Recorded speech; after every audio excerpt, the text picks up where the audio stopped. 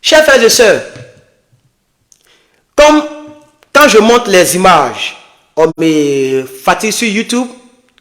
Je ne sais pas si on me fatigue pour cette image, mais je voudrais vous montrer cette image que j'ai prise quelque part. Je vais vous montrer, j'ai fait flash et puis j'ai enlevé. Regardez cette image. Regardez comme ils sont nombreux. Et ils ont les visages voilés.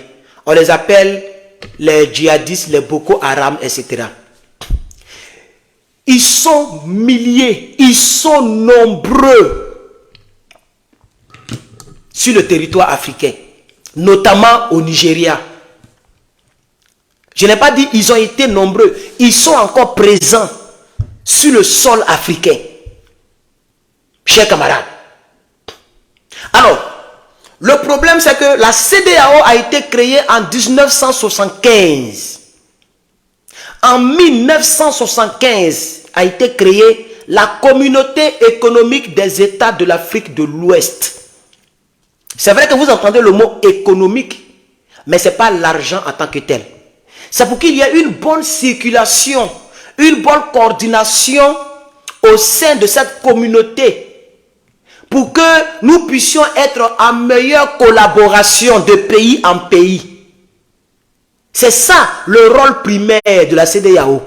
C'est-à-dire, s'il y a deux pays qui sont en palabre, ou bien s'il y a donc deux frontières qui sont disputées, ou bien s'il y a un problème diplomatique, cette communauté-là, de l'Afrique de l'Ouest, là, doit aller régler le problème et non l'empirer.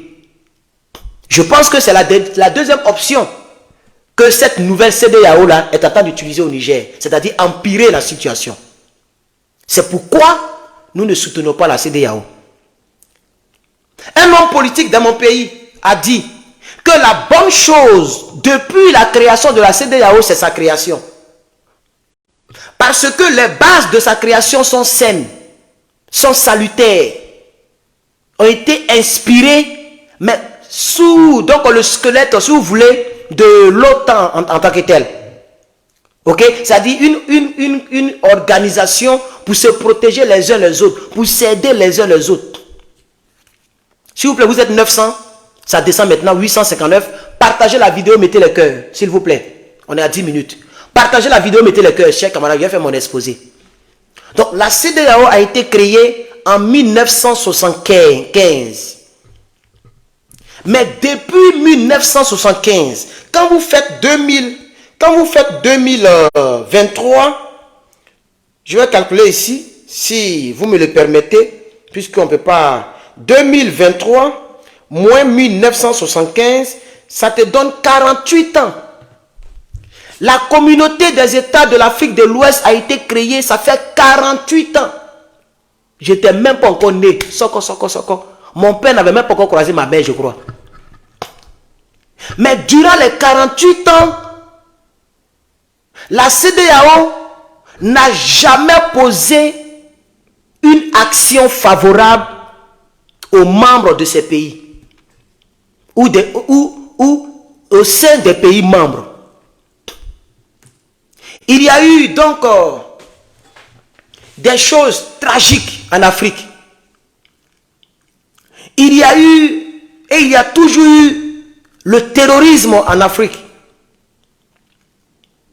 La CEDEAO n'a jamais condamné la rébellion de la Côte d'Ivoire. On va revenir tout près là en 2010. Chers camarades, la CEDEAO a toujours été muette concernant ce qui s'est passé en Libye. Ils vont nous dire, moi, Libye n'est pas dedans. Mais Libye, c'est en Afrique. La CEDEAO n'a jamais poussé loin les enquêtes concernant la mort de M. Thomas Sankara. Ça aussi, ils vont dire que ce n'est pas en Afrique de l'Ouest. Thomas Sankara. La CEDEAO a toujours été restée muette concernant les atrocités qui ont eu lieu en Côte d'Ivoire. Il y avait aussi quelqu'un qui était président de la République, qui était au pouvoir en l'an 2010, que des gens en armes sont allés enlever, aidés par la France. La CEDEAO n'a pas parlé à ce temps-là. Elle n'avait pas de militaires pour envoyer à ce temps-là. Mais au contraire, elle était du côté de ceux qui tuaient les populations. Or, cette rébellion n'a pas que faire du mal à M. Gbagbo. Et n'a pas que faire du bien à M. Draman. Cette rébellion, les plus perdants de cette rébellion, c'est le peuple de Côte d'Ivoire. Le peuple de la Côte d'Ivoire profonde. C'est eux qui ont été les plus perdants. Les gens ont été égorgés vifs. La CEDEAO a vu les images. Jusqu'à présent, les images existent. La CEDEAO n'a jamais parlé de ça. Aujourd'hui, c'est-à-dire à chaque fois, là où le peuple trouve son intérêt, la CEDEAO, il est opposé à la volonté du peuple.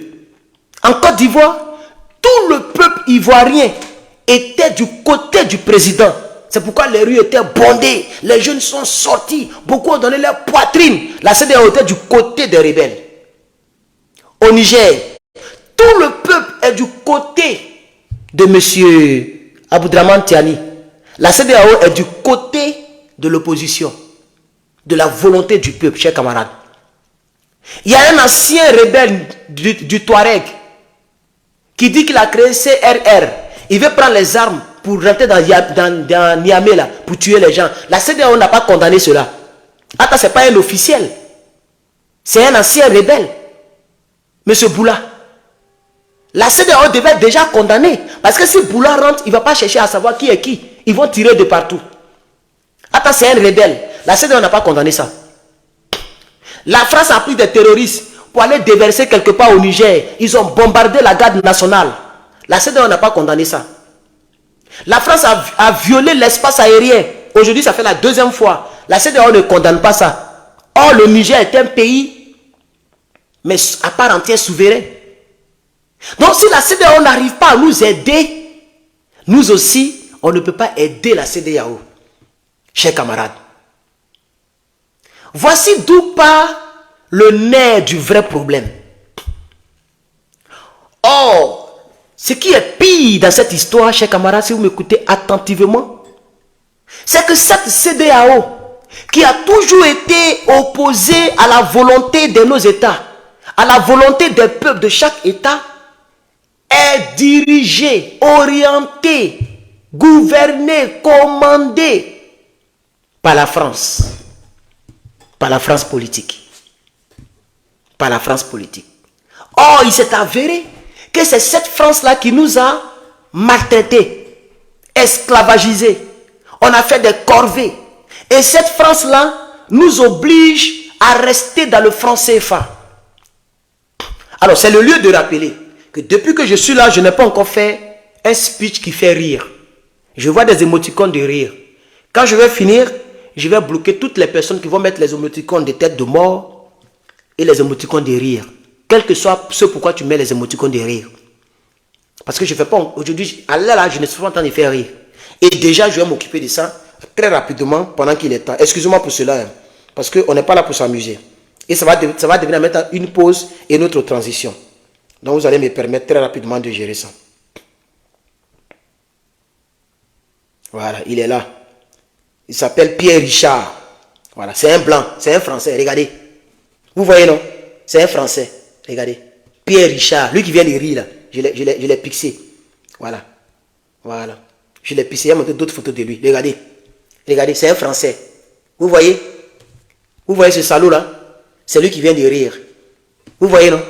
Parce que je peux rentrer pour pixer la personne. J'ai pixé. C'est lui là qui vient de rire. Il s'appelle Pierre Richard. Voilà.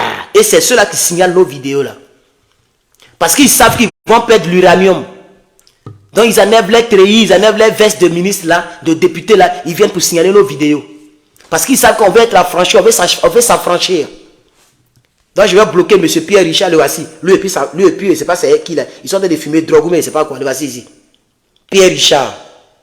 Voilà. Donc je vais bloquer Pierre Richard, on va avancer. C'est parce que tout ce que je fais ici, ça ne fait pas rire. Hein. Donc tous ceux qui vont rire, je vais bloquer. Mais pas en direct. Je vais attendre quand je vais finir. Mais Pierre Richard, il fallait que je le bloque dès à présent. Parce qu'il est la première personne à rire. Chers camarades, on va poursuivre. On va poursuivre. Je vais vous montrer quelques éléments. Je vais vous montrer quelques éléments. On va aller tout doucement aujourd'hui. Tout doucement. Chers camarades. Le palais assez particulier. Parce que, par le passé, les chefs d'État ont eu peur d'avoir des putschs.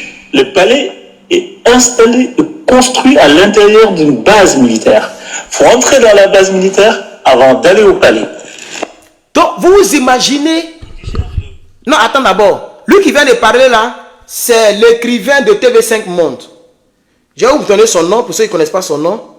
C'est des recherches que j'ai faites. Donnez-moi un instant. Il s'appelle Ousmane Ndiaye. C'est un Sénégalais, mais de nationalité française. Il est le rédacteur en chef de TV5 Monde. C'est un noir. C'est lui qui vient de parler. Le son, il est petit parce que la manière dont j'ai enregistré, c'est pas facile. Mais écoutez très bien. Le palais présidentiel est assez particulier. Parce que, par le passé, les chefs d'État ont eu peur d'avoir des putschs. Le palais est installé, construit à l'intérieur d'une base militaire. Il faut entrer dans la base militaire avant d'aller au palais. Merci. Et la CEDEAO est au courant de ça. Le palais présidentiel de Niamey est au milieu d'une base militaire. Parce que les pères fondateurs avaient peur des attaques ou des coups d'État. Donc si la CEDEAO veut aller prendre M. Bazoum, il faut que la CEDEAO rentre dans cette base militaire, traverse la base militaire pour rentrer dans le palais. Ce qui montre calculairement qu'il aura assez d'affrontements, il aura assez de morts, comme l'a dit la Russie. La Russie a dit, si vous attaquez, il aura des affrontements très prolongés. Parce que vous ne pourrez pas, la CEDEAO ne pourra pas avoir accès au palais facilement. Donc, c'est des bombes qui vont pleuvoir. C'est des bombardements. Les gens vont faire des va-et-vient depuis le Mali et la Côte d'Ivoire. La Côte d'Ivoire va envoyer ses avions. Le Nigeria va envoyer ses avions. C'est-à-dire c'est des bombardements. L'espace aérien sera rempli d'avions. Donc, c'est une attaque qui va durer pendant des jours. Si ça déclenche. Parce que ce n'est pas un palais présidentiel qui est comme, par exemple, pour la Côte d'Ivoire. Il n'y a pas de base militaire à côté. Et puis, c'est 43e Bima qui est à côté. Et puis, ils sont venus. Non, ce n'est pas ça. Et ça, c'est important de le dire aux gens qui sont ici. Chers camarades. Donc, ça veut dire que c'est une attaque inhumaine. Ça va provoquer beaucoup de morts. Si les gens veulent aller déloger M. Aboudraman Tiané, ou bien si les gens veulent aller prendre donc M. Bazoum. Chers camarades, mettez des cœurs. Vous êtes 1400. Je salue tous les patriotes qui sont là. Je fais mon exposé. Je vais faire mon exposé tout doucement. On va partir, chers camarades. On va réécouter la partie et on va poursuivre. D'avoir des putschs, le palais est installé. Au Niger, le palais présidentiel est assez particulier. Parce que, par le passé, les chefs d'État ont eu peur d'avoir des putschs. Le palais est installé, construit à l'intérieur d'une base militaire. Il faut entrer dans la base militaire avant d'aller au palais. Fin de citation. Et il a dit, au Niger, le palais est assez spécial. Parce que les pères fondateurs avaient peur d'un coup d'État. Donc, ils ont construit le palais au milieu, au sein d'une base militaire. Donc, pour entrer dans le palais, il faut traverser la base militaire. Imaginez-vous une telle attaque. Sans oublier le palais lui-même. Il y a beaucoup d'armes là-bas. Il y a beaucoup de militaires là-bas. Mais c'est au milieu d'une base militaire. Est-ce que ce n'est pas inhumain d'envisager en premier ressort une attaque militaire vers un tel palais? Dites-moi la vérité, chers camarades. Nous parlons tout doucement. Je fais mon exposé. Parce que la CEDEAO sait où le palais est. La CEDEAO connaît comment le palais est construit. La CEDEAO sait que le palais du Niger est au sein d'une base militaire. Comment peut-elle prévoir une attaque militaire lorsqu'elle sait que le palais est construit de manière particulière?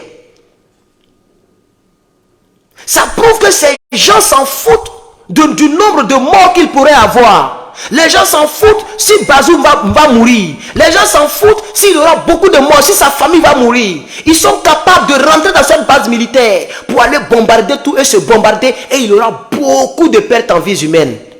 Or, c'est une organisation dite communauté des États de l'Afrique de l'Ouest. Pour se protéger entre nous. Pour un individu, ils sont prêts à se faire tuer. Et la Côte d'Ivoire, elle seule, a donné plus de 1100 individus. Sans compter les autres États. Chers camarades, c'est démoniaque, cette CEDEAO. C'est pourquoi je les ai toujours appelés des démons. Chers camarades, Je vais vous demander, s'il vous plaît, en vérifiant bien sûr, je vois 151 partages, c'est déjà un peu bon, mais vous êtes 1400. Partagez le live parce qu'on n'est pas encore arrivé au fin fond du sujet, hein. Ça on entend de gratter là-dessus. Peut-être qu'il a fait 2 heures de direct. Je vous demande pardon. Vous êtes au moins 1400. Mettez au moins 400 partages d'ici les 10 minutes qui suivent. Partagez le live. Merci à la personne qui a mis donc les 50 étoiles. Et je vais essayer de bloquer une autre personne qui s'appelle Fatimata. Voilà, elle a un faux profil. C'est une burkinabèse. Elle habite à Ouagadougou. Elle est burkinabèse. Elle a mis tête de mort. Voilà, donc je vais la bloquer rapidement. Et partagez le live s'il vous plaît. On va poursuivre notre développement. Voilà une dame qui a un bon président, mais elle est bizarre. Elle s'appelle Ouedraogo quelque chose. Elle a mis tête de mort. C'est pas grave. On va poursuivre, chers camarades. Ce jour, 26 juillet 2023, nous, forces de défense et de sécurité, réunis au sein du Conseil national pour la sauvegarde de la patrie, CNSP, avons décidé de mettre fin au régime que vous connaissez. Merci. Et motivé par la seule volonté de préserver notre chère patrie face, d'une part, à la dégradation continue de la situation sécuritaire de notre pays, et cela sans que les autorités déchues ne nous laissent entrevoir une véritable solution de sortie de crise. D'autre part, la mauvaise gouvernance économique et sociale. Merci. 26 juillet 2023. Donc, ici, je vous montre cet élément pour vous démontrer que c'est toute l'armée, puisqu'on a commencé par la situation géographique du palais présidentiel du Niger. Ce palais est situé au sein d'une base militaire. Et je vous ai montré tout à l'heure que les militaires, à l'unanimité, ont mis fin au gouvernement de Bazoum. Et ces militaires ont eu à dire pourquoi ils ont mis fin au gouvernement de Bazoum. Ça sonne c'est tellement faible, je ne sais pas si vous entendez. Écoutez encore. 26 juillet 2023, nous, forces de défense et de sécurité, réunis au sein du Conseil national pour la sauvegarde de la patrie, CNSP, avons décidé de mettre fin au régime que vous connaissez. Voilà. Et ils vont donner maintenant les raisons. Pourquoi ils ont mis fin au régime. On continue. CNSP est motivé par la seule volonté de préserver notre chère patrie face, d'une part, à la dégradation continue de la situation sécuritaire de notre pays, et cela sans que les autorités déchues ne nous laissent entrevoir une véritable solution de sortie de crise. D'autre part, la mauvaise gouvernance économique et sociale. Merci. C'est clair. Est-ce que quand il parle, vous entendez pas, c'est très faible. Est-ce que vous entendez, s'il vous plaît, dites-moi. Quand il parle, est-ce que vous entendez? Quand il parle, est-ce que vous entendez, s'il vous plaît? Dites-moi, est-ce que vous entendez quand il parle? Est-ce que vous entendez quand je mets le micro? Quand je fais comme ça, parce que c'est très faible chez moi ici. Je n'arrive pas à voir vos commentaires. Malheureusement, attends, je vais regarder ici. Et je le direct ici. Est-ce que vous m'entendez quand il parle? Ah, ok, d'accord. Ok, donc c'est bon. Donc, on va avancer. Donc, vous avez vu? Vous avez entendu? Donc, ici, c'est clair que c'est toute l'armée nigérienne qui a pris sa décision d'enlever M. Bazoum au pouvoir. Et ils ont donné 2 raisons. D'une part, à cause du problème sécuritaire, les terroristes tuent les gens, Bazoum, il s'en fout. Lui-même, il est protégé. Sa famille est protégée. Il s'en fout donc du fait que les autres familles sont en train de mourir. Ça, c'est le premier. Et deuxième part, d'autre part, c'est que les gens sont en train de gérer entre eux. L'uranium est vendu moins cher. Et lui-même, il va le dire. Je vais vous montrer une vidéo où Bazoum lui-même, il dit qu'il n'y a pas uranium. On fait seulement 2000 barils. Or, la France n'a pas besoin de notre uranium. Mais on va arriver là-dessus tout à l'heure. Vous voyez? Donc, il blague les gens, il ment à son peuple pour dire qu'ils n'ont pas d'uranium et que la France ne prend pas leur uranium. Or, eux, ils font plus de presque 5000 barils. J'ai vu ça sur Internet. Mais il a dit aux gens qu'ils font 2000. Donc, en réalité, les gens ont une mauvaise gouvernance financière et les généraux n'étaient pas contents. et le peuple gronde, le peuple souffre. Voici les deux raisons principales qui ont poussé les militaires à en enlever au pouvoir. Si la CEDEAO voulait faire un bon travail, elle devrait mener d'abord les investigations pour savoir ou de savoir est-ce que c'est vrai. Voilà comment on fait d'abord. Est-ce que c'est vrai? Et si c'est vrai, que dit le peuple? Que pense le peuple? Est-ce que le peuple est d'accord avec la motivation de M. Tiani ou bien le peuple veut toujours son Bazoum? Parce que c'est le peuple qui a voté Bazoum. Donc c'est le peuple qui donne le pouvoir. Donc on ne cherche pas à enlever des gens au pouvoir lorsque ce n'est pas nous qui donnons le pouvoir. On cherche à savoir la motivation de ceux qui sont au pouvoir et on demande l'avis du peuple. C'est pourquoi il y a un mot qu'on appelle référendum. Si la CEDEAO était une organisation pure, sainte ou saine, elle devrait procéder par un référendum. C'est votre problème interne. Mais comme le pays est un pays membre de la CEDEAO, nous voulons savoir, puisque c'est vous qui donnez le pouvoir. Les gars ont donné les raisons. Ils n'ont pas tué quelqu'un. Aucun membre de Bazoum n'est mort. Aucun militaire n'est mort. Aucun ministre n'est mort. Ils sont venus, ils l'ont enlevé et puis l'ont mis quelque part sur surveillance. Donc dans une telle atmosphère, j'aurais voulu qu'on procède d'abord par une solution non militaire. On est d'accord, chers camarades? Puisqu'on connaît la motivation. On dit Bazoum c'est un voleur. Il vole l'argent. Il ment aux gens. Tout à l'heure, j'ai monté une vidéo où il est en train de parler gaillardement. Et c'est ça qui a énervé les gens. Et deuxièmement, il s'en fout de la situation sécuritaire. Et les militaires meurent pendant que lui il est protégé. Les militaires meurent. Il n'investit pas au sein de l'armée. Il ne met pas beaucoup d'argent à la disposition des gens, de l'armée. Vous comprenez maintenant, non? Voilà. Les gens ont des maigres moyens. Quand ils vont, les terroristes les tuent. Les gens perdent les hommes. Les gens meurent. C'est pourquoi le général a dit non, je suis le général. Si c'est comme ça, on va le renverser lui-même et nous, on va voir ce qu'on peut faire pour le peuple. Vous comprenez, non? Donc, si la CEDEAO voulait vraiment trouver une solution, elle aurait dû mettre en place une commission d'enquête pour savoir si vraiment Bazoum, il volait, si vraiment Bazoum, il ne mettait pas du matériel, une bonne somme à la disposition des militaires pour travailler, pour tuer les terroristes. Si vraiment Bazoum était en train de servir les intérêts de la France, en lieu et place de servir les intérêts du peuple.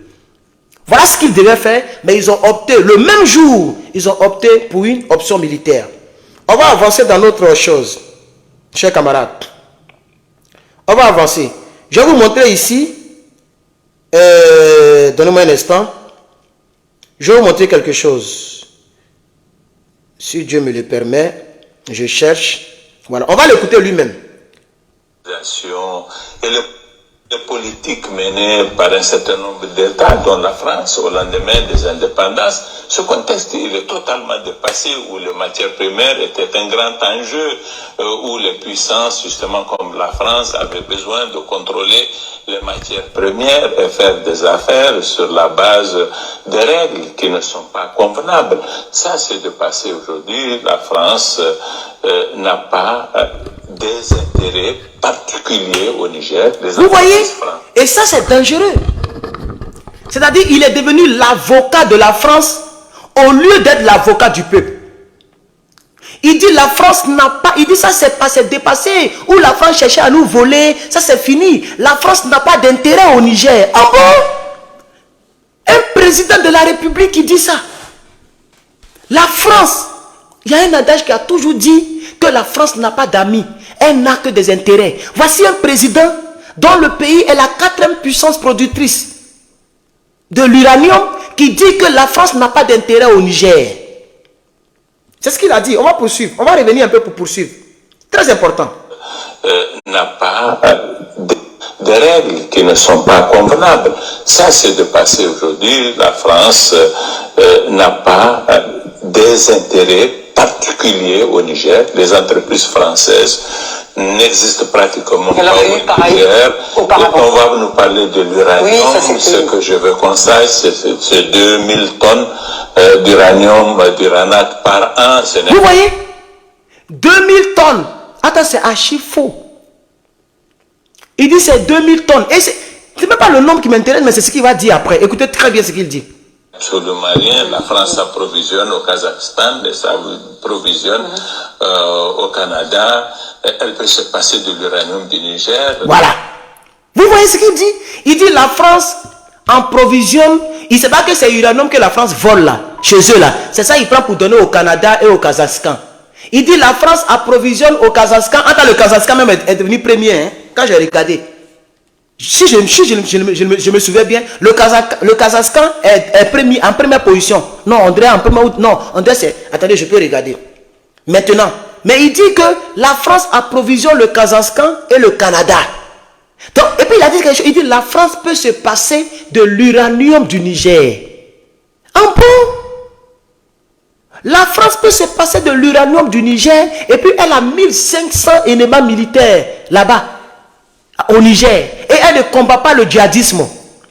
Elle a des bases militaires, une base militaire, mais elle ne défend pas, elle ne combat pas le djihadisme. Elle ne protège pas le peuple nigérien. Et toi encore, tu deviens l'avocat de la France. C'est-à-dire, lui, il est en train de défendre il est en train de défendre le dossier français. En tant que président de la République, ça a choqué les généraux, ça a choqué les hommes d'opinion au Niger. Chers camarades, et ça, c'est tout récemment, avant qu'on l'arrête.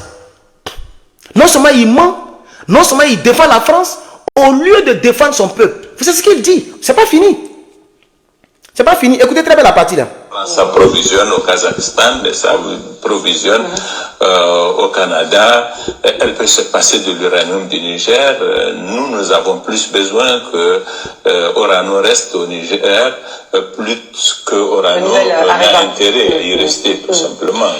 Vous êtes engagé à vos côtés. Niger, c'est les États-Unis et la France. La France notamment. Alors là, c'est un autre interview que j'ai pixé. L'autre, là, elle était avec une femme blanche. Là, elle est avec un monsieur blanc. Et tout, pardon, il dit, l'autre, il était avec une femme blanche. Là, il est avec un monsieur blanc. Toujours les Français.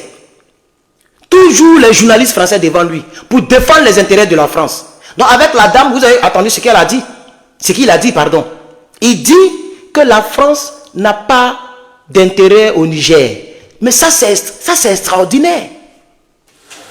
Attends, il sait l'adage qui dit que la France n'a pas d'amis, elle n'a que des intérêts. Il y a longtemps que l'adage existe. Avant même l'an 2000, l'adage existait déjà. Mais le salopard, il dit que la France n'a pas d'intérêt au Niger. Toi, tu penses que si la France n'a pas d'intérêt, il va décaisser 1500 hommes dans un pays? Tu connais combien de nourriture on leur donne? Combien d'argent on dépense sur ces soldats? Tu sais comment on entretient les chars, les hélicoptères qu'ils ont là-bas? Est-ce qu'il connaît l'argent que l'État français décaisse pour ces 1500 soldats? Voilà un homme. Et vous allez voir qu'il est de mauvaise foi. Il sait très bien ce que gagne la France là-bas au Niger. Il le sait très bien, mais il est de mauvaise foi et il s'en fout du peuple du Niger. C'est pourquoi il a eu à dire ça. Et ça a choqué plus d'une personne à cette période. On va partir avec ce deuxième truc-là. La France notamment, une présence militaire qui s'articule autour de Niamey et au-delà avec la participation à l'opération Mahou. Est-ce que c'est pas parfois perçu comme un risque aux yeux de l'opinion d'apparaître comme trop dépendant de la France? Est-ce que l'opinion nigérienne comprend? Mais les Nigériens qui m'ont élu et qui me font confiance jusqu'à preuve du contraire. On va s'arrêter là d'abord. Il dit, le journaliste dit, la France a trop de bases militaires. La France a beaucoup de soldats. La France a beaucoup de soldats sur le sol nigérien. Est-ce que ce n'est pas un risque? Est-ce que l'opinion nationale nigérienne ne voit pas ça comme un risque? Est-ce qu'il n'y a pas de grogne au sein de la population? Est-ce que les gens ne critiquent pas le fait que tu reçois trop de militaires? Parce que les militaires qu'ils ont chassés au Mali, là, c'est lui qui les a reçus. Est-ce que vous le savez au moins? C'est pourquoi le nombre est passé de 800 à 1500. Les militaires qu'ils ont chassés là, il a reçu une partie et Draman a reçu une partie. Et c'est à la suite de cela que le journaliste français est venu pour faire l'interview. Et comme ils ont déjà calé les questions et les réponses, ça dit tout ça, ils ont déjà préparé au laboratoire. On a fait semblant de te poser une telle question. Toi aussi, il faut répondre comme ça. Comme ça, ça va nous blanchir. Et comme il est clair, il se croit blanc, et qu'il est l'avocat du diable, l'avocat de la France, alors il joue le jeu. Le gars pose la question, comme s'il se préoccupe du peuple du Niger, et lui maintenant va donner une réponse pour laver la France dans cette situation. Mettez les cœurs, je ne vois plus des cœurs monter. S'il vous plaît, mettez des cœurs, s'il vous plaît. Encouragez-moi. Vous voyez que ce n'est pas facile. Faire 2-3 directs par jour, C'est pas facile. Encouragez-moi. Mettez assez de cœur. Partagez le live. Attends, je vais voir si vous avez au moins mis 500 partages, comme je l'avais demandé. 200... Non, attendez, attends, je vais réactualiser. Partagez le live et mettez les cœurs, s'il vous plaît. Ouh, c'est très loin de 500. Les gars n'appellent pas. Ouh, c'est très loin de 500. Même les likes, même, c'est pas bon. Il n'y a pas assez de likes, il n'y a pas assez de commentaires, il n'y a pas assez de partages. Je vois 288 partages. C'est très loin de 500. S'il vous plaît, ceux qui n'ont pas encore partagé, aidez-moi. Vous voyez, le combat que je fais, ce n'est même pas pour moi. Ce n'est même pas pour vous seuls. C'est pour nous tous et pour nos enfants. S'il vous plaît, partagez-moi ça. Ne partagez pas seulement les influenceurs qui parlent des choses qui ne peuvent pas donc aider ton petit enfant demain. Il faut partager cette vidéo-là. Parce qu'ils sont en train de décortiquer les choses. Ça peut aider quelqu'un. Ça peut aider un historien demain. Ça peut aider quelqu'un demain qui veut comprendre le choses. Regardez comment je fais pas à pas. Vous voyez, chers camarades, partagez-moi le live. Le nombre diminue même, c'est décourageant. S'il vous plaît. Oh. Donc vous voyez, le monsieur pose la question de savoir, est-ce que ce n'est pas un risque pour le peuple? Et vous savez, toute émission, surtout toute interview, où il doit avoir question-réponse, il y a toujours la préparation de l'interview. C'est-à-dire la personne, pour ne pas bégayer devant la caméra, la personne doit savoir déjà les questions qu'on doit lui poser. Généralement, il y a d'autres qui disent non, cette question elle est un peu technique, il faut l'enlever, il faut la poser comme ça. Voilà. Donc les gens s'entendent. Donc il connaît la réponse qu'il va donner. Donc ne pensez pas que le journaliste qui est là, il fait un travail bon, il a posé une très belle question. C'est juste pour laver le nom de la France. Donc le monsieur qui est là, il faisait le travail de la France. Regardez, le nombre est diminué. On est tombé à 1000 personnes. On est tombé à 1000 personnes. Partagez s'il vous plaît. Hey, vous me découragez maintenant. Moi qui étais toujours enchaîné de faire direct. Maintenant pour faire direct, mais j'ai peur. Hey les gars, encouragez-moi. Hey, non. Hey. On va poursuivre. Risque aux yeux de l'opinion d'apparaître comme trop dépendant de la France. Est-ce que l'opinion nigérienne comprend? Mais les Nigériens qui m'ont élu et qui me font confiance jusqu'à preuve du contraire. Et ça c'est important pour moi. Les Nigériens qui m'ont élu et qui me font confiance jusqu'à preuve du contraire. Bon, on est arrivé... Attends, il a bloqué lui là. Au lieu de partager, elle est là, ne t'inquiète pas. Imbécile là. Attends, elle est bloquée. Les Nigériens qui m'ont voté, qui m'ont élu, merci beaucoup à ceux qui m'ont donné quelques étoiles. Voilà. Les Nigériens qui m'ont élu et qui me font confiance jusqu'à preuve du contraire. Mais maintenant, le contraire est là maintenant, ils ne te font plus confiance. Il faut quitter le pouvoir. Pourquoi tu veux permettre à ce qu'on tue ton peuple? Parce que Bazoum lui-même, il peut dire, bon, il peut appeler les militaires pour dire, envoyez-moi une caméra. Je vais faire une déclaration. Il ne faut pas que la CEDEAO vienne tuer les gens. Il ne faut pas que les gens vont mourir pour rien. Il ne faudrait pas que ça soit une guerre, donc une guerre mondiale qui va commencer ici à cause de ma personne. Donc comme je l'avais dit, et je l'ai toujours dit à ce peuple qui m'a donné la confiance jusqu'à preuve du contraire. Donc quand il voit maintenant la preuve du contraire là, il doit faire une déclaration et puis quitter le pouvoir calmement, comme ça il n'y a plus de guerre. On est d'accord? Voilà. Il pourrait faire une déclaration, il va dire bon, envoie-moi une caméra. Ah, je suis monsieur Bazoum. J'aimerais demander à la CEDEAO de ne pas envisager de faire la guerre militaire. Ça peut tuer ma population. J'ai vu les images du stade. Je suis d'accord avec la manifestation. Et vraiment, ça veut dire que le peuple n'est plus avec moi. Et donc, la confiance du peuple a disparu en me concernant. Je ne veux pas une guerre. Que la CEDEAO prenne ses troupes, qu'elle s'en aille. Que l'armée française ne s'ingène pas. On laisse Aboudraman diriger. Et moi, vraiment, je voudrais demander aux gens de ne pas faire la guerre. C'est fini. Puisqu'il vient de le dire. Il dit les Nigériens qui m'ont voté. Les Nigériens qui m'ont voté. Et jusqu'à preuve du contraire, qui ont confiance en moi, ces Nigériens là, si ça ne va pas, ils vont parler. Maintenant, les Nigériens là s'expriment. Pourquoi diantre il veut se maintenir au pouvoir? Et que les gens vont aller tuer des milliers de personnes à cause de sa simple personne. Or, la confiance n'est plus en lui. Les gens n'ont plus confiance en lui. Pourquoi? Chers camarades, je vais pas, les gens qui mettent, il faut continuer là, il y a vous bloquer. Hein. Je ne veux même pas entendre ça. Partagez-moi la vidéo là. C'est ça. Regardez le nombre. Partagez la vidéo. C'est très important pour moi. Sinon, j'ai fait préenregistrement. Toujours je le dis, je ne le fais pas. Quand il a commencé, vous n'allez plus me voir en direct. Quand il a commencé à faire préenregistrement comme les autres là, vous n'allez plus me voir en direct. C'est fini. Donc quand il dit partager, au lieu de bavarder dans les directs là, partagez. Vous avez le temps pour écrire. Mais partage qui prend une seconde, vous ne faites pas. Vous m'emmerdez en commentaire là. Et vous gâtez mon émission. Heureusement que pour YouTube, je vais couper toutes ces parties-là pour faire une très belle vidéo pour les donner. Oh. Moi, quel que soit le nombre, je vais quand même poursuivre.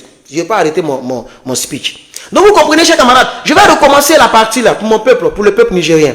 Les Nigériens qui m'ont élu et qui me font confiance jusqu'à preuve du contraire. Vous voyez? Vous voyez, c'est la partie là même qui m'énerve. Les Nigériens qui m'ont élu et qui me font confiance jusqu'à preuve du contraire. Ça veut dire que c'est les Nigériens qui lui ont donné le pouvoir. Ça veut dire que c'est les Nigériens qui l'ont élu vraiment. Ça veut dire que c'est les Nigériens qui avaient mis sa confiance en lui. Maintenant, si le peuple nigérien n'a plus de confiance en lui, quelle devrait être sa réaction? C'est de quitter le pouvoir.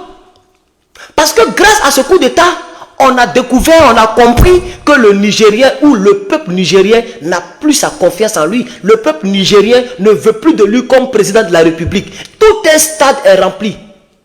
Comme le disait quelqu'un, Alain Foucault.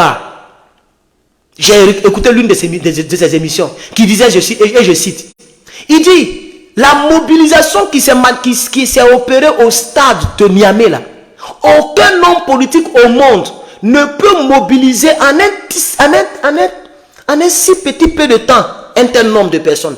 Il faut que tu sois un ancien homme politique qui a duré dans la politique, dans la scène politique, qui s'est fait connaître pendant au moins des mois avant de mobiliser une telle population. Mais le général Tiani, ce n'est pas un homme politique. Ce n'est pas quelqu'un qui avait un parti politique, mais qui a beaucoup de partisans. Ce n'était qu'un général de corps d'armée. Il dirigeait seulement 700 personnes à la présidence. 700 éléments d'unité, garde présidentielle si vous voulez. Voilà les gens qui dirigeaient. Mais au stade, il y a eu plus de 10 000 personnes. Peut-être que j'exagère, mais il y a eu au moins plus de 5 000 personnes ou 2 000 personnes au stade. Ils étaient nombreux, on a vu les vidéos, les images. Donc pourquoi le peuple du Niger, en un si petit peu de temps, c'est-à-dire du 26 au 3, pas en c'était l'indépendance, ou bien après l'indépendance, en tout cas le 3 août, du 26 au 3, ça fait même pas un mois. Et le gars, le mouvement CNSP a pu mobiliser une tonne de personnes, chers camarades. Ça veut dire que le peuple n'est plus avec Bazoum et donc le peuple est avec celui qui a enlevé Bazoum au pouvoir. Ça veut dire que l'idée que véhicule le CNSP, l'idée, ou bien si vous voulez, les raisons pour lesquelles ils ont fait la rébellion, ces mêmes raisons sont partagées par le peuple du Niger. Le peuple du Niger épouse les motivations du coup d'État. Le peuple du Niger épouse la motivation du coup d'État. Le peuple du Niger a démontré qu'il est d'accord avec donc, ce coup d'État. Par conséquent, on ne devait pas chercher à aller tuer des gens. On devait plutôt chercher à se mettre du côté du peuple.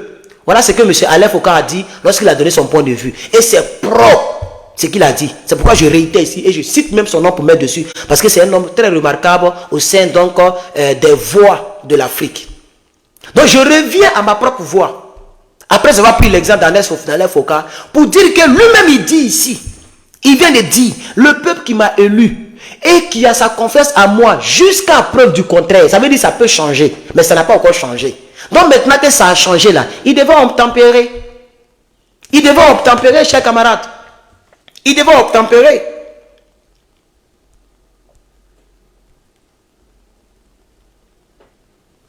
Merci beaucoup à toutes les personnes qui ont partagé. Je vois 535 personnes partagent. Mais c'est bizarre, hein? Il y a plus de partages et moins de personnes en ligne. Vous voyez le nombre, c'est beaucoup de personnes en ligne. Hein? Je remercie ceux qui sont là. Mais je veux dire, le nombre fréquent que je fais en ligne, c'est pas beaucoup. Je ne fais pas 800 personnes en ligne quand je suis en direct. Surtout après 46 minutes de direct. Donc, soit ils sont en train de diminuer mes vues, les gens sont dans mon téléphone, ou soit peut-être que, je ne sais pas, mais moi je fais mon travail. Et je suis sûr que quand je vais finir, les gens vont regarder ça. Mais partagez. Partagez, on est déjà à 500, vous pouvez même faire 1000 partages. Partagez dans tous les groupes. Je remercie toutes les personnes qui ont partagé dans le but de m'encourager pour me redonner la force. On va poursuivre, chers camarades. On va poursuivre. Je vais ramener un peu. Mais les Nigériens qui m'ont élu et qui me font confiance jusqu'à preuve du contraire, ils attendent de moi d'abord que je leur assure la sécurité. Ils attendent de moi d'abord que je leur assure la sécurité. Mais c'est ce que Tiani a dénoncé. On a écouté M. Tiani parce que je vais pas à pas. Monsieur Tiani dit, ils ont pris les armes à cause de la dégradation sécuritaire autour du Niger et du Sahel. Les gens meurent et Bazoum ne fait rien. Il est là, il mange avec sa femme, il est protégé. Le djihadisme ne le touche pas, les terroristes ne le dérangent pas et les militaires meurent sur le terrain, les gens meurent. Au lieu de chercher à prendre l'argent de l'uranium pour acheter les équipements militaires, il partage cela avec... Vous voyez, quand ils sont venus attraper beaucoup de ministres, ils ont attrapé le ministre du pétrole, qui se veut le fils d'un ancien président. Vous vous rappelez, non? Ils ont attrapé beaucoup de gars. C'est avec ces gars-là que Bazoum mange l'argent de l'uranium. Au lieu de prendre l'argent là pour acheter les équipements, comme le fait les Goïta et puis les Traoré, lui il mange avec ses ministres. Pendant ce temps, les gens meurent dans le désert. Les militaires n'ont qu'un seul chargeur dans la calache. Quand le chargeur est fini, les djihadistes les tuent. Vous comprenez maintenant, non? Donc lui-même, il a dit ce qui allait lui arriver. Il a dit jusqu'à preuve du contraire. Il dit le peuple qui a mis la confiance à moi, jusqu'à preuve du contraire. Ce peuple-là attend de moi que je leur assure la sécurité. C'est lui-même qui vient de le dire, chers camarades. Donc aujourd'hui, le peuple constate que tu ne leur assures pas la sécurité. C'est pourquoi ils sont d'accord avec ceux qui veulent leur assurer la sécurité. Voilà le problème. Donc il faut comprendre le dossier nigérien. Au lieu d'aller tuer les gens, il faut comprendre le dossier nigérien. Je vais répéter encore. Élus et qui me font confiance jusqu'à preuve du contraire, ils attendent de moi d'abord que je leur assure la sécurité. C'est la première des choses qu'on me demande. Et tu ne l'as pas fait. C'est pourquoi on t'a enlevé. C'est aussi clair.